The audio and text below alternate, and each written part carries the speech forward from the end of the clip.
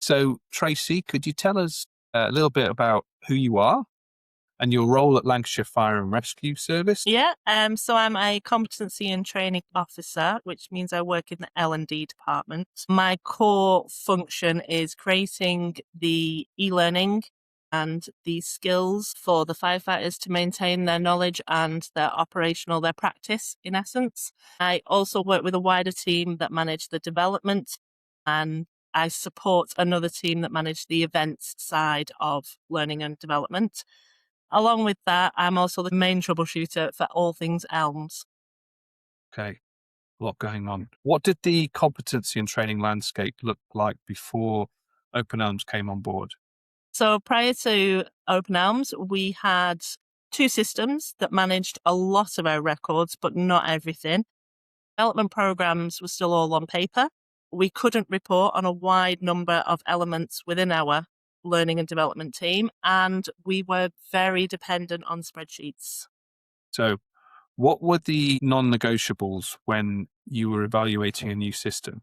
And how did Open Elms stack up against those requirements initially?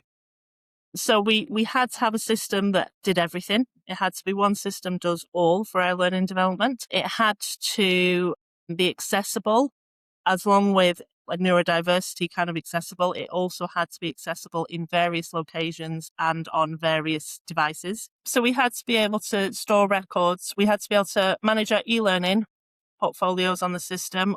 Our maintenance of skills, which is when the firefighters go out on the yard and they practice their skills before they go to an incident ground.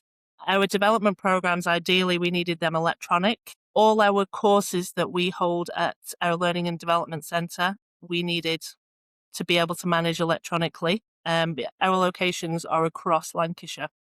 So we needed everybody to have the same access day and night because our operation is 24 hours a day. So electronic was the way we needed to go with that. Yeah. So, were there any moments during that initial rollout phase that kind of tested your patience or tested your confidence in the new system? There was the element of Open Elms that wasn't there when we signed the contracts was about the maintenance of skills, the skills monitoring side of the system. So having to relay what we wanted from that, you to interpret that and create something around that would work for us was a little bit scary because we had to sign the contracts for that to happen. So we hadn't seen it. We don't know what it looked like, but we had to use it. But obviously over the years, we've got a brilliant system now, a brilliant functionality. How do you feel that Open Elms responded then in terms of your initial communications around, let's say, the skills competency matrix piece, those kind of initial reservations? Is this going to work? We're worried about this. How did you feel that Open Elms responded to that? There was loads of communication, whether it wasn't emails, there was last minute Teams meetings put together. There was loads of discussion. There was loads of trials. Obviously, we used the Sandbox site to make sure that we could use it. It worked for us before it went on the main site for our learners to use. We've always said it, that the Open Elms customer service is second to none. We've never experienced anything quite like it. So it grew our confidence totally in how everything was dealt with. There's a difference between what you would call a supplier and a partner. So in your experience, what does that distinction actually look like in practice? I feel personally like I know everybody in your team. I'm happy to talk to anybody in your team. We've had various conversations with different members of your team for different reasons. And that's really nice, really comforting that everybody understands where we're all coming from. We're only a small team here and you've met quite a few of us here as well. So I think that interaction is really good and works really well. And because we can go to Laris or we can come to yourself or anybody, it helps a lot. And I do honestly believe that everybody in your team wants the system to be the best it can possibly be and wants the customer to have an enjoyable experience that works for them. So I think that helps massively. Can you think of a time when you raised something that wasn't working and how that feedback was actually listened to and acted upon? As a really recent example, printing forms on Open Elms. So we didn't realize at the time that we built them all, and it was us that didn't realize this, how they would be used progressively. And that's what we've done with eLMS, is we've taken what we had and we've moved it so much further into the future. And it's still going. It's still going to take us further.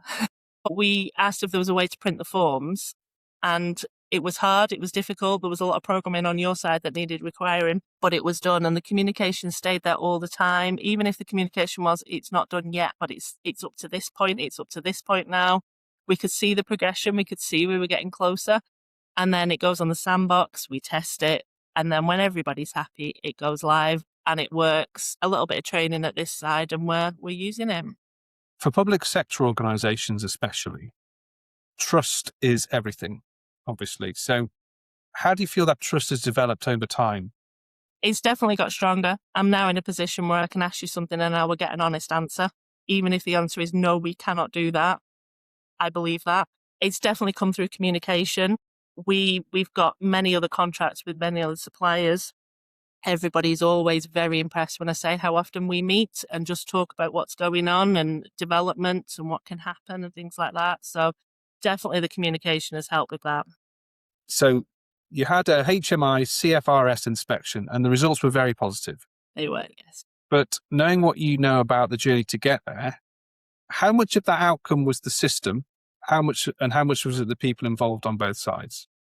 From a learning development perspective, because they obviously assess the whole fire and rescue service, the system helped massively. But in order to get the system where it is today, it took the teams on both sides to work together and to make it what it is so that it works. Reporting is so simple. Getting data out of the system is so easy. You can see the same information in various different ways. So when I was in the interview with them, they would ask me the name of a person and I would be able to bring up their records in various different ways, show them exactly what they've done. And it was a really simple process, which they really rated. With everything you know now, the good, the challenging, the progress, would you make the same decision again? I would, yes. Yes. I would do it with a team on this side that stayed. So as you know, I'm the last of the originals on this side. It would be nice if we were all still here and we could all still see the progress that had happened. When we went to speak to the crews out on station, we asked them for feedback. And a lot of the development we've put into eLMS has actually come from them, which means they've been part of the process as well, which makes them more involved in it, everything, and more accepting of the change. But yeah, I would say, yes, I would go with eLMS again. If I had that choice again. I think where we are now is much better than where we were with our old system providers. And because of AI development and things you've got coming in the pipeline, we can go even further and make life even easier. Yeah, absolutely. What would you say to a training officer at another fire service who's nervous about making a change? I mean, personally, I'm all up for change. I would definitely say, yes, give it a go. What's the worst that can happen? But that's me personally. And I understand different people are challenged by change or are like, what's wrong with what we've already got kind of scenario. But I do recommend eLMS to other fire and rescue services. Okay, so just finally then, so why would you recommend eLMS to any public sector organisation? Your customer service is second to none. You listen, you learn, you teach. Yeah, it works for us.